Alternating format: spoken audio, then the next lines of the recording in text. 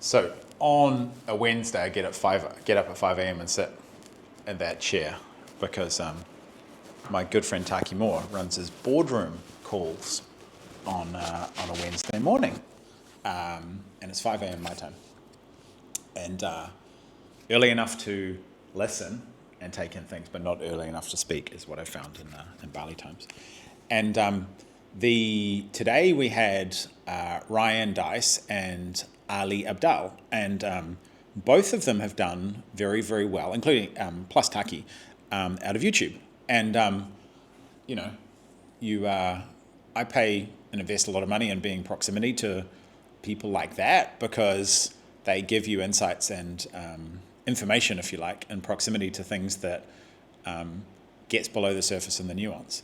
And I'd actually had a conversation with Ryan in Palm Springs a few months ago about YouTube because he's doing very well out of it. And this morning, I came to the realization that I've broken my YouTube channel.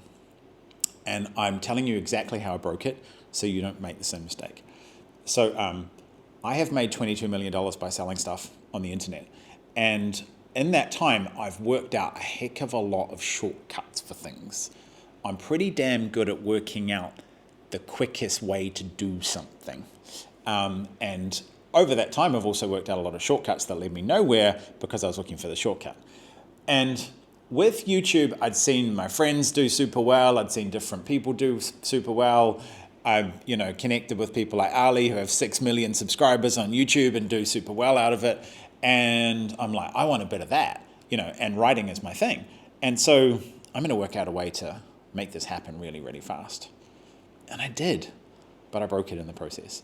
So 2 things I did that were, in hindsight, completely wrong is that I ran ads of some of my older videos on YouTube as just reach ads. So I boosted them, I spent a few $1,000s boosting them, and those ads showed up in all kinds of people's feeds.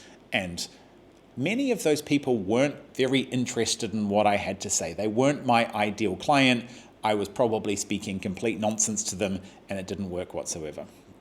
And so those people would click on that piece of content, which was a video on my channel just boosted by an ad, and they would not watch it for very long because they would like, this isn't for me, or I don't like this person. As you do when you've served ads, it's a bit of a crapshoot. And then they would click off, and YouTube would go, that's a crappy video.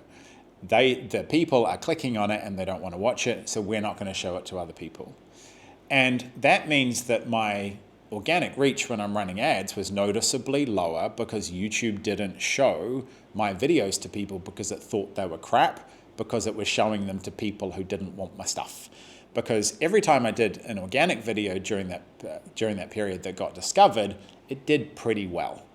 Pretty well in the sense of it got views from people I wanted, they consumed it, they reached out to me, or they took actions from it, not like it went viral.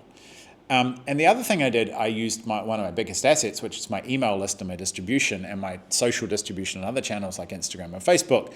And when I'd make a YouTube video, I sent it to those channels. And when I sent it to those channels, it seems to make the YouTube algorithm pretty lazy. And it goes, well, if you're spending money on ads, great, thank you, because you're giving us money, which is what we're in the business of, YouTube. And also great, hey, you're sending us traffic from outside sources onto YouTube and we can show ads to those people. And both of those things together has decimated my organic reach. My videos don't get recommended to much people at all, even if you're a subscriber of mine.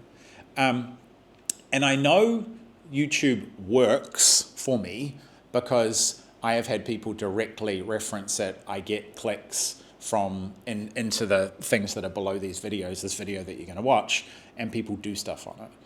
But not enough people see it. So I'm going to unruin my YouTube channel by just making stuff and putting it on YouTube and not looking for the shortcut.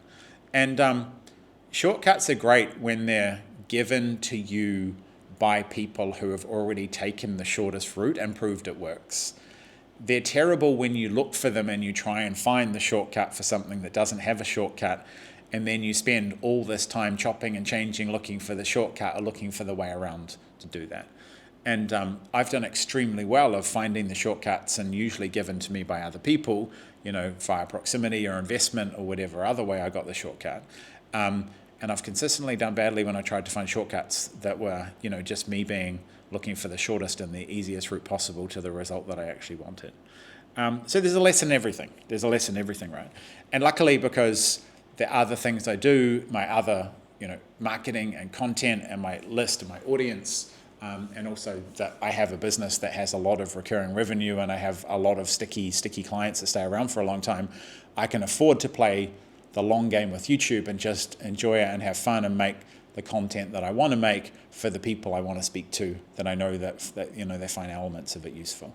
So today, no one cares about apart from me, marks the change in my whole YouTube strategy.